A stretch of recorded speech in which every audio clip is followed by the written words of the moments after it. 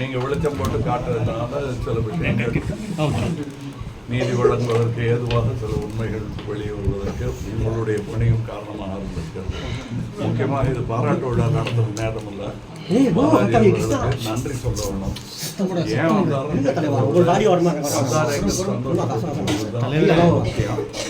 இது அவருடைய ஏரியா, அவருடைய வீடு இருக்கிற இடம், அவர் ஊர், அவர் மக்கள்.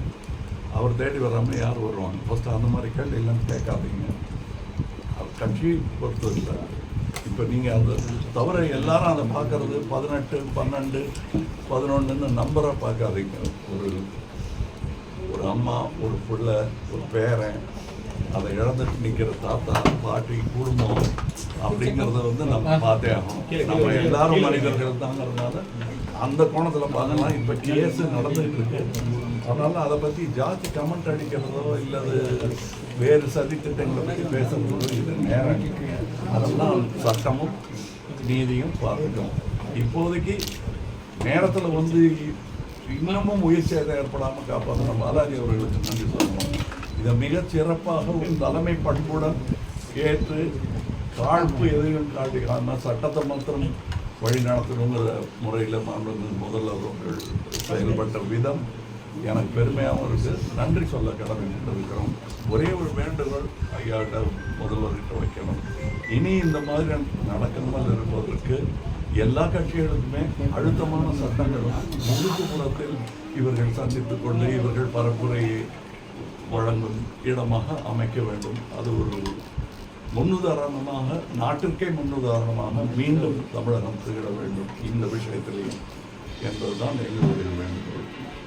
அதாவது தவிர சட்டத்துக்கு உட்பட்டு நடக்கணுங்கிறது எல்லா சிட்டிசன்ஸும் உணர வேண்டியது முக்கியமான விஷயம்.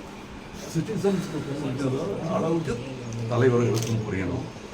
தயவுசெய்து இந்த நேரத்தில் நம்ம குழப்பிக்கலாமல் செய்தியை நேர்மையாக சொல்லுங்கள். ஏன்னா இந்த காலகட்டம் யார் உண்மை அப்படின்னு கேட்குற காலகட்டம்.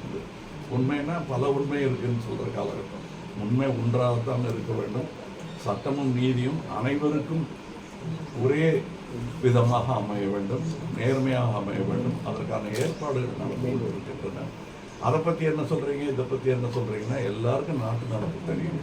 நிகழ்ந்து விட்ட இந்த சோகத்திற்கு அனுதாபம் சொல்வதற்கும் அவர்களுக்கு நீதி கிடைப்பதற்கும் இனிமேல் இந்த மாதிரி நேராமல் இருப்பதற்கு என்ன பண்ணணுங்கிறத யோசிக்கிறதுக்கு தான் நம்ம வண்டியில் கூட அதுதான் பேசிட்டு வந்தோம். இன்னொரு இடத்துல பர்மிஷன் கொடுக்கலைங்கிறத விட அந்த இடத்துல கொடுத்துருந்தா என்ன ஆயிருக்கும், பாலத்தில் இருந்து தண்ணிக்குள்ளே விழுந்துருந்தா இன்னும் உயிர் சேதங்கள் எவ்வளோ ஆயிருக்குங்கிறத நம்ம யோசிச்சுட்டு கொஞ்சம் பொறுப்புடன் நாம் நடந்துள்ளோம். நாம் தான் உங்களையும் சேர்த்து என்னையும் சேர்த்து நடவடிக்கைகள் ப்ராப்பரா கவர்மெண்ட் எடுத்திருந்தா இந்த கேஷுவாலிட்டி தடுத்து இருக்கலாம். அப்படி எடப்பாடி பழனிசாமி சார் அவங்க நான் பேசுறது மனிதம், அவங்க பேசுறது அரசியல். இந்த நேரத்தில் வித்தியாசம் இருக்கு. இன்னும் அடுத்தடுத்த மாதங்கள் வரும், அப்போ அரசியல் பேசிக்கலாம். இந்த நேரத்தில் நம்ம பேச வேண்டியது மனிதாபிமானமும் மனிதமும் இனி நிகழாமல் தவிர்ப்பதற்கு என்ன வழி உண்டுங்கிறது எல்லா கட்சிகளும் பாரபட்சம் இல்லாமல் உட்கார்ந்து யோசிச்சு அந்த திட்டத்திற்கு ஒத்துக்கொள்ள வேண்டும். முதலமைச்சரும் மனதிலகி இந்த மாதிரி ஒரு சட்டத்தை கொண்டு வரணும்னு சம்பவம் இடத்துக்கு போயிருக்கீங்க. பாதிக்கப்பட்டவங்க உயிரிழந்தவங்களை நேரடியாக பார்த்துருக்கீங்க. என்ன சொல்றாங்க, அவங்க என்ன மனநிலையில் இருக்காங்க, நீங்க எப்படி ஆறுதல் சொன்னீங்க? சார், இது ஆறுதல் சொல்ல முடியுமா? நம்ம எவ்வளோ பணம் கொடுத்தாலும் அது பொருந்துமா? அவங்க போதுமா? அது போன புள்ள திருப்பி கிடைக்கும்.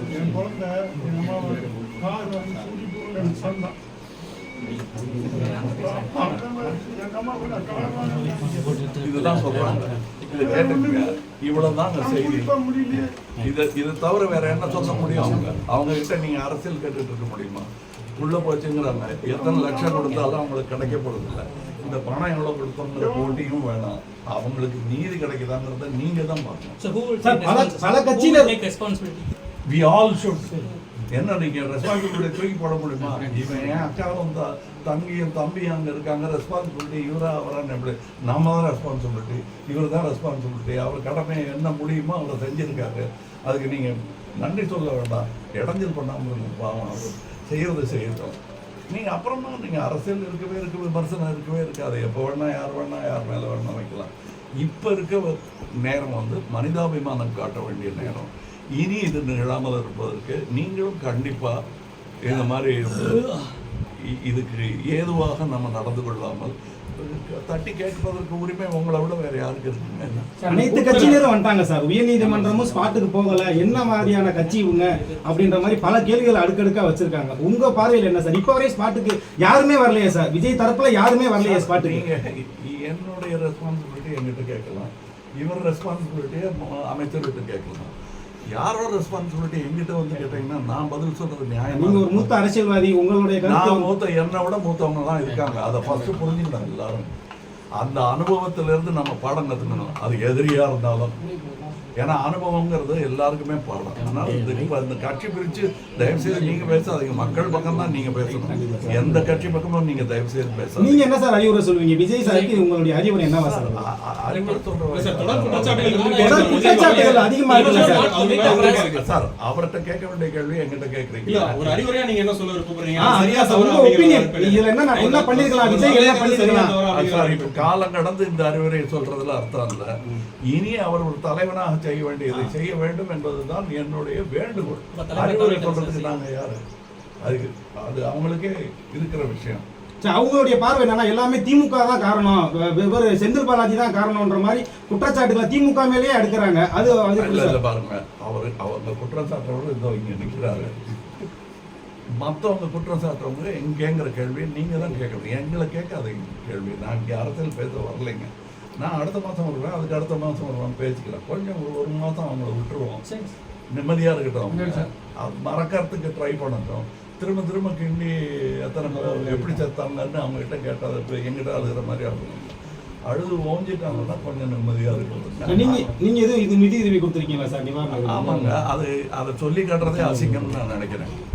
யாரும் ஜாஸ்தி கொடுத்தாங்க குறைவு கொடுத்தாங்க, எவ்வளோ கொடுத்தாலும் பத்தாதுங்கிறது. என்னால் முடிஞ்சதை நான் கொடுத்துருக்கேன். அரசுக்கு ஏற்கனவே நஷ்டம் இருந்ததில்லை. நம்ம பணம் தான் அது அவங்க பணம். அரசுக்கு நஷ்டம்னா நமக்கு நஷ்டம் தான், அவ்வளோதான். அப்படி தான் நினச்சிக்கணும். நம்ம மக்களை பற்றி நினைப்போம்.